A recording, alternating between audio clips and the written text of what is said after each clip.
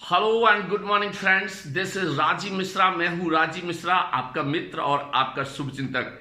जी हां मित्रों, मेरे साथियों, मेरे प्यारे छात्रों, मैं आज एक ऐसे कोर्स के बारे में आपको जानकारी देने वाला हूं जो आपको गारंटीड जॉब देगा। जी हां, ना केवल सरकारी संस्थानों में आपको गारंटीड जॉब देगा, अपितु अगर आप चाहते हैं कि आप विदेश जाएं और विदेश में सर्विस करें, तो मुझे नहीं पता कि दूसरे कोर्सों के बारे में क्या है, लेकिन अगर आप ये कोर्स कर लेते हैं तो आपकी विदेश में काम करने की जो इच्छा है वो भी 100% पूरी हो जाएगी।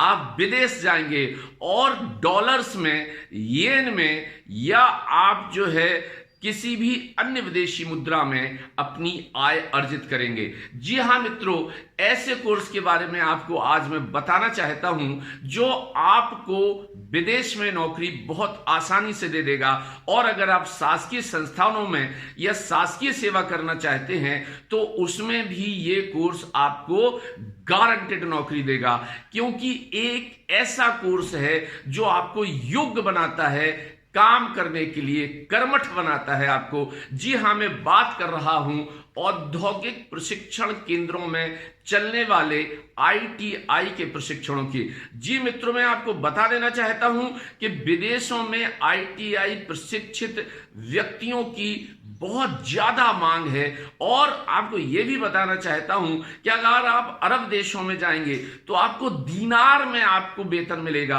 अगर आप यूरोपीय देशों में जाएंगे तो आपको डॉलर्स में आपको अपना वेतन मिलेगा। और जब वो डॉलर्स यहां भारत में आते हैं, दीनार जब भारत में आते हैं, तो वो सैकड़ों गुना हो जाते हैं। तो आप समझ सकते हैं कि आपका भविष्य कितना उज्जवल है। गारंटी है, अगर आप आईटीआई से कोर्स कर लेते हैं तो सैकड़ों नौकरियां हैं विदेश में आईटीआई पास करने वालों के लिए, फिटर के लिए, वेल्डर्स के लिए, मशीनिस्ट के लिए, या इसी प्रकार की अन्य जो भी उसके ट्रेड्स हैं उसमें। सो मित्रों, मैं आपको केवल यही कहना चाहता हूं कि ये पूरा वीडियो देखिएगा। आपको कैसे फॉर्म भरना है, कौन कौन से संस्थान हैं और इनमें कौन कौन से ट्रेंड्स में अभी ट्रेनिंग होने वाली है। आपके आवेदन 30 जून तक भरे जाएंगे। आज केवल 18 जून है।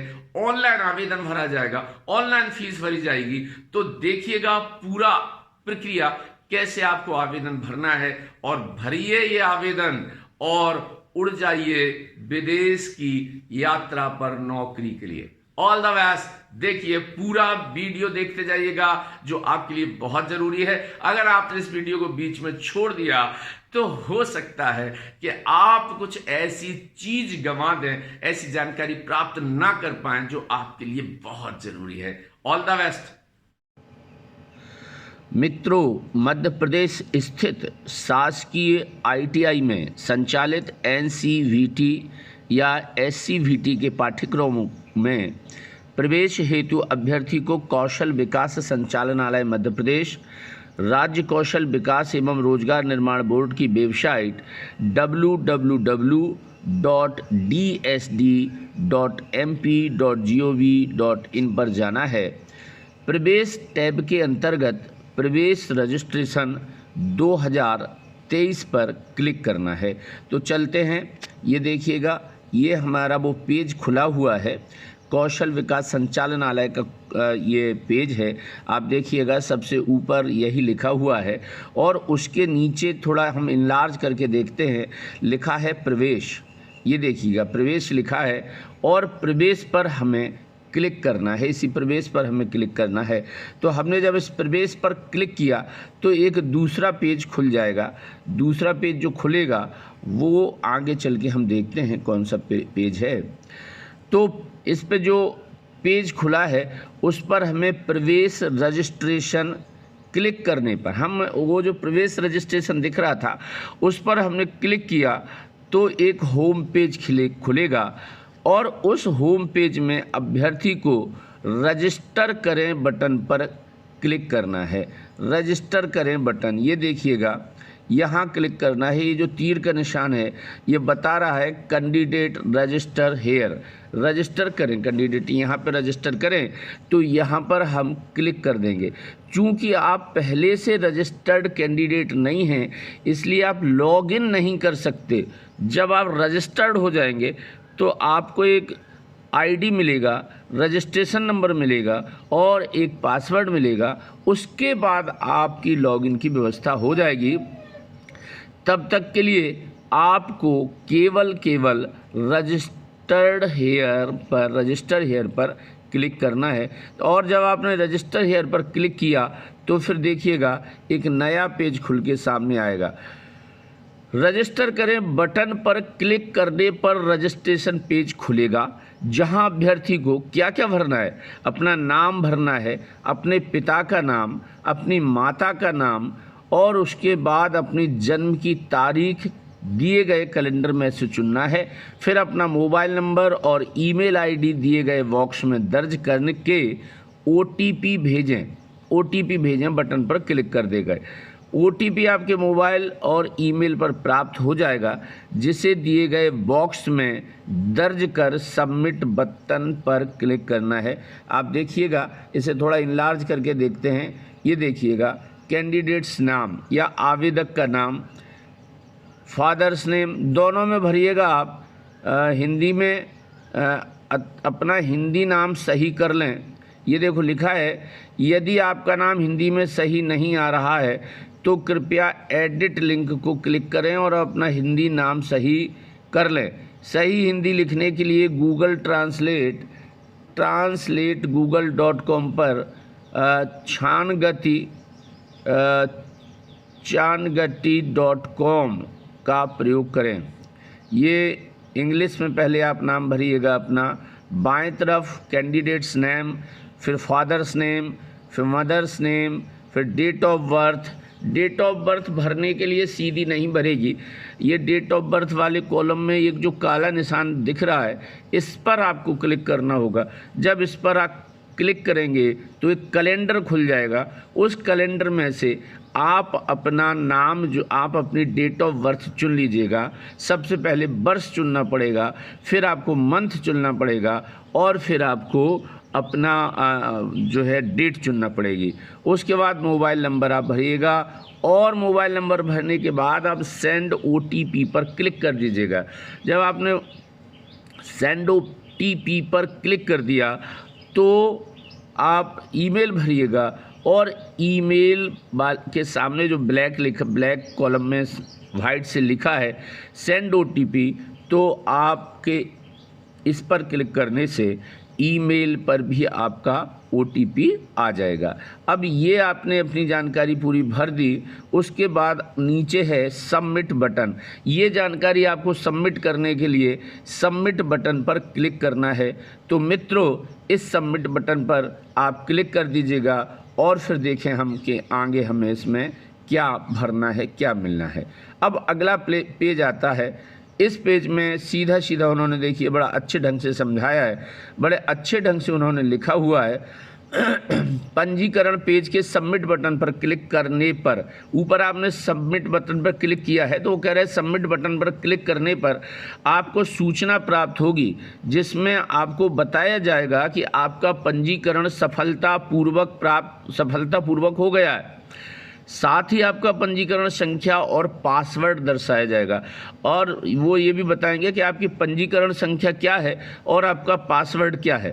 आपको अपना पंजीकरण संख्या और पासवर्ड एक कागज़ पर या आप जहाँ पे आपकी डायरी हो उस डायरी में बड़ी सावधानी से आप अपना पंजीकरण संख्या और पासवर्ड नोट कर लें। इसी पंजीकरण संख्या और पासवर्ड से आप भविष्य में लॉगिन करके आगे की प्रक्रिया कर पाएंगे। जैसा हमने पहले आपको बताया था, पहले ही पेज पे जो बताया था कि अब आपका पंजीकरण हो जाएगा तो आप फिर लॉगिन कर पाएंगे। आपकी पंजीकरण संख्या और पासवर्ड आपको ईमेल और एसएमएस के माध्यम से भी प्राप्त होगी। समस्त जानकारी ध्यानपूर्वक पढ़कर पुष्टि करें, बटन पर क्लिक करें। ये देखिएगा, जब आपने सबमिट बटन दबा दिया था ऊपर वाले पेज में तो एक ऐसा आपको जो है सूचना प्राप्त हुई थी जिसमें लिखा था बधाई हो बधाई हो राम कुमार, आपको सफलतापूर्वक रजिस्टर कर लिया गया है। आपका पंजीकरण नंबर 100082 है और पासवर्ड 01012000 है। कृपया 30/6/2023 तक आपका शेष पंजीकरण का कार्य पूर्ण कर लें। आपकी पंजीकरण संख्या और पासवर्ड आपको ईमेल और एसएमएस के माध्यम से भी भेजी जा रही है।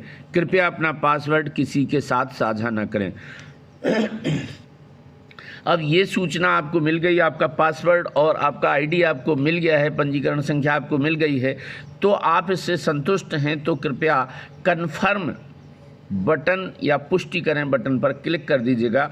जब आपने इस बटन पर क्लिक कर दिया तो एक अगला पेज फिर से खुल गया। अब इस अगले पेज में क्या लिखा है ये देखते हैं। इस अगले पेज में लिखा है पंजीकरण पेज के पुष्टि करें। ऊपर वाला आपने जब पुष्टि करें बटन पर क्लिक करने के बाद डैशबोर्ड पेज खुल जाएगा, जहां पर आपको पंजीकरण पूरा करें बटन पर क्लिक करना होगा। अब देखिएगा ये पेज खुला है, तो इसमें ये ऊपर जो जानकारी आपने भरी थी वो तो ठीक है। अब यहाँ नीचे ये गेरुए कॉलम में लिखा है कंप्लीट रजिस्ट्रेशन। जो पंजीकरण अभी आपका अधूरा रह गया था उसे पूरा करने के लिए कंप्लीट रजिस्ट्रेशन पर या पंजीकरण पूरा करें पर हम जो है एक बार फिर से क्लिक करेंगे। हमने इस पर क्लिक कर दिया।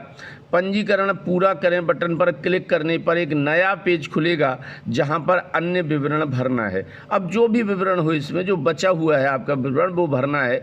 वो पूछ रहे हैं क्या आप मध्य प्रदेश के मूल निवासी हैं, आपकी समग्र आईडी क्या है, आपका मूल निवासी जिले का नाम क्या है, आपका अगर और कोई मोबाइल नंबर है तो क्या है, क्या आप EWS श्रेणी से आते हैं, आप अगर आते हैं तो EWS सर्टिफिकेट जारी करने की तिथि क्या है। इसी पेज पर वो और भी चीज़ें पूछ रहे हैं, आपका धर्म क्या है, आपका आधार नंबर क्या है, आपका लिंग क्या है, श्रेणी क्या है, और अगर श्रेणी का सर्टिफिकेट है तो उसकी प्रमाण पत्र संख्या क्या है, और इश्यू करने वाले अधिकारी या प्राधिकरण का नाम क्या है। ये सब जानकारियाँ भी आपको इसमें भरना है। आपने जब ये सब जानकारियाँ भर ली फिर समस्त अनिवार्य अन्य विवरण भरने के बाद डेटा सुरक्षित करें बटन पर क्लिक करें। हमने ये सब जानकारियाँ भर दी हैं। फिर हम दूसरे पेज पर जा रहे हैं और उस पर हम लिखेंगे, यहाँ देखिए यहाँ क्लिक करें, ये लिखा हुआ है सबमिट टू सेव, अपना डेटा सुरक्षित करें। तो हम अपना डेटा सुरक्षित करने के लिए इस गेरुए वाले कॉलम पर फिर से कर्सर ले जाएंगे और यहाँ क्लिक कर देंगे। चलिए जब हमने यहाँ पर क्लिक कर दिया तो फिर क्या आ रहा है लिख के, डेटा सुरक्षित करें बटन पर क्लिक करने पर आपसे पुष्टि करने को कहा जाएगा। तो जब आपसे कहा जाएगा तो आप फिर यस बटन पर क्लिक कर दें। वो पूछ रहे हैं सबमिट टू सेव, वो कह रहे हैं कि सेव करें यस या कैंसिल। तो इसमें यस वाले यहाँ पर क्लिक करना है, जो नीला कॉलम है उस पर हमें क्लिक करना है। तो अब आपने जो अतिरिक्त डेटा भरा है उस डेटा को यहाँ जो है सेव कर दिया जाएगा यस बटन पर। अब आगे देखिएगा, जब आपने यस बटन पर क्लिक कर पंजीकरण आपका पूरा हो जाएगा और डैशबोर्ड पेज दोबारा खुल जाएगा। अब आपको अगले चरण में शैक्षणिक योग्यता दर्ज करना है। इसके लिए आपको डैशबोर्ड पेज पर शैक्षणिक योग्यता बटन पर क्लिक करना पड़ेगा। अब आपने क्या क्या किया है, पढ़ाई में कौन कौन सी डिग्री आपने प्राप्त की हैं, वो यहाँ जानकारी आपसे मांग रहे हैं। तो एजुकेशन क्वालिफिकेशन का जो ये कॉलम है इस पर आप क्लिक कीजिएगा। इसके बाद आपको जो है आपकी क्या क्या एजुकेशन क्वालिफ़िकेशन है वो भरने के लिए एक पेज आएगा। आप उसमें अपनी सारी एजुकेशन क्वालिफ़िकेशन भर दीजिएगा। देखो इन्होंने यहाँ जो पेज खुला है उसमें लिखा है चूज आपने 8वीं किया है, 10वीं किया है, 12वीं किया है, ग्रेजुएट किया है या पोस्ट ग्रेजुएट किया है। तो आपको इसमें आपकी सबसे बड़ी योग्यता, जो आपने सबसे बड़ी डिग्री की है, उसकी जानकारी भरना ही भरना है। देखिए लिखा है उच्चतम योग्यता क्या है आपकी। तो उच्चतम योग्यता अगर आपने मान लो पोस्ट ग्रेजुएशन किया है तो आपको वो भरना है। आपने ग्रेजुएशन सबसे बड़ी डिग्री आपकी ग्रेजुएशन की है तो आपको वो भरना है, या इसी ढंग से आपने जो सबसे बड़ी डिग्री की है आपको यहाँ वो भरना है। अब वो कहते हैं उच्चतम योग्यता का चयन करने के बाद उस पेज पर समस्त जानकारी भरकर सेव करें बटन पर क्लिक कर दें। आपने सारी जानकारी इसमें भर दी उच्चतम योग्यता वाले में।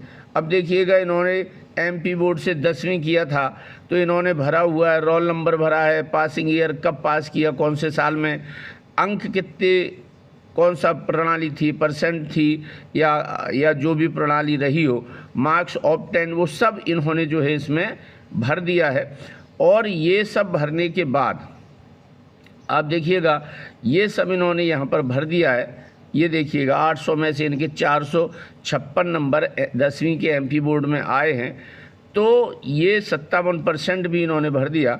ये सब भरने के बाद हम इस जानकारी को सेव करें पर क्लिक करेंगे। हमने जब इस पर सेव करें पर क्लिक कर दिया तो फिर क्या करेंगे, सेव करें बटन पर क्लिक करने पर शैक्षणिक योग्यता दर्ज करने का कार्य आपका पूरा हो जाएगा और डैशबोर्ड पेज दोबारा खुल जाएगा। अब आपको अगले चरण में अपना फ़ोटो अपलोड करना है। इसके लिए आपको डैशबोर्ड पेज पर फ़ोटो अपलोड बटन पर क्लिक करना होगा। जब आप फिर से डैशबोर्ड पे पहुंच गए तो वो आपका अब वो फ़ोटो मांग रहा है, आपको फ़ोटो अपना अपलोड करना है। तो हम जाएंगे image upload, photo upload board पे जाएंगे और फिर हम इसमें दो तरीके से इस पर क्लिक करेंगे और फिर हम इस पर फ़ोटो अपलोड बटन पर क्लिक करने पर एक नया पेज खुलेगा जिसमें दिए गए निर्देश के अनुसार अपलोड फ़ोटो बटन पर क्लिक करके अपना फ़ोटो और हस्ताक्षर का चयन करना है। फिर फ़ोटो अपलोड करें बटन पर क्लिक करना है। देखो सबसे पहले वो कह रहे हैं अपलोड फ़ोटो पर हम क्लिक करेंगे, तो कह रहे हैं कैसे करेंगे इसे, तो कह रहे हैं कृपया अपना वर्तमान पासपोर्ट आकार का फ़ोटो अपलोड करें। फ़ोटो सफ़ेद बैकग्राउंड के साथ, मतलब पीछे जो बैकग्राउंड दिखता है वो सफ़ेद हो और आपका फ़ोटो रंगीन हो। स्कैन की गई छवि का आकार 100 KB से अधिक नहीं होना चाहिए। केवल JPG फाइल ही अपलोड करनी होगी। अब अपलोड करना आपको इजीली आता होगा। आप अपना एक फ़ोटो आपके मोबाइल में होगा, आप गैलरी में जाइएगा और वहाँ से वो फ़ोटो चूज कीजिएगा और आप अपलोड बटन पे दबाएंगे तो ये पूछेगा कि आप फ़ोटो कहाँ से लेना चाहते हैं। जब आपसे पूछेगा तो आपका फ़ोटो जहाँ भी हो, गैलरी में हो, जहाँ भी हो, वहाँ से वो फ़ोटो उठा लीजिएगा। और इसके बाद आपको अपने हस्ताक्षर अपलोड करने हैं। तो हस्ताक्षर अपलोड के लिए वो क्या कह रहे हैं, कृपया हस्ताक्षर अपलोड करने के लिए एक सफ़ेद कागज़ पर काले स्केच पेन से आप अपने हस्ताक्षर कीजिएगा और इसको स्कैन कर लीजिएगा अपने मोबाइल से। और स्कैन की गई छवि का आकार जो है वो 50 KB से अधिक नहीं होना चाहिए। केवल JPEG फाइल ही अपलोड हो पाएगी। ये देखिएगा ऐसे आपको बनाना है। सिग्नेचर सैंपल ये आप कर लीजिएगा और इसको फिर आप स्कैन कर लीजिएगा और अपलोड इमेज फ़ोटो अपलोड करें पर क्लिक कर दीजिएगा। जब आप यहाँ क्लिक करेंगे तो देखिए बहुत सारे ऑप्शन खुलेंगे। फ़ोटो अपलोड करें बटन पर क्लिक करने के बाद आपका फ़ोटो अपलोड हो जाएगा और आप पेमेंट पेज पर चले जाएंगे, जहां पर आपको घोषणा चेक बॉक्स पर टिक करके भुगतान के लिए आगे बढ़ें बटन पर क्लिक करना होगा। अब ये सर आप देखिएगा, आपने फ़ोटो अपलोड बटन क्लिक किया तो एक नया पेज खुल गया। ये नया पेज है पेमेंट का। अब आपको पेमेंट करना है, जो भी फीस लगना है एडमिशन के लिए। तो कैंडिडेट डिटेल्स आपको पूरा दिख रहा है और एक नीचे घोषणा है। मैं घोषणा करता हूं कि इस आवेदन में दी गई जानकारी मेरे सर्वोत्तम ज्ञान और विश्वास के अनुसार सत्य और सही है। फलाना ठिकाना बहुत सारी चीज़ें इसमें लिखी हैं। और अब वो कहते हैं प्रोसीड विथ पेमेंट, वो कहते हैं भुगतान के लिए आगे बढ़ें। तो आप इस कॉलम पर क्लिक कीजिएगा क्योंकि अब आपको पेमेंट करना है। तो अब आप आगे बढ़े, इस पर क्लिक करके भुगतान के लिए आगे बढ़े पर क्लिक करते ही आप पेमेंट गेटवे पेज पर चले जाएंगे, जहां पर आपको अपनी सुविधा के अनुसार credit card, debit card, net banking या यूपीआई विकल्प का चयन कर term and condition check box पर टिक करना है और पेमेंट नाउ बटन पर क्लिक कर भुगतान की प्रक्रिया पूरी करना है। आपको कैसे करना है, क्रेडिट कार्ड से, डेबिट कार्ड से, नेट बैंकिंग से या यूपीआई से। तो आप देखिएगा ये इधर दिख रहा है कि आपको कौन सा ऑप्शन चुनना है। ये देखिएगा, ये लिखा है credit card, debit card, net banking या यूपीआई। आप जिस भी तरीके से पेमेंट करना चाहते हैं उसे चुन लीजिएगा, उस पर क्लिक कीजिएगा और फिर नीचे जो लिखा है I have read and accepted payment terms and condition, इस पर क्लिक कीजिएगा और फिर क्लिक कीजिएगा ये पीले बॉक्स पे जिस पे लिखा है पेमेंट नाउ। अब पेमेंट कर दीजिएगा। इस पर जब आपने क्लिक किया, पेमेंट भुगतान की प्रक्रिया आपकी पूरी हो जाएगी और भुगतान की प्रक्रिया पूरी होते ही आप अपने डैशबोर्ड पेज पर चले जाएंगे और आवेदन पत्र प्रिंट करके करें बटन पर क्लिक करके आवेदन का आप जो है आवेदन का प्रिंट ले सकते हैं। और ये आपके आवेदन का प्रिंट जो है लेने के लिए आप प्रिंट एप्लीकेशन फॉर्म आवेदन पत्र प्रिंट करें, इस पे आपको क्लिक करना है तो आपका आवेदन पत्र प्रिंट हो जाएगा।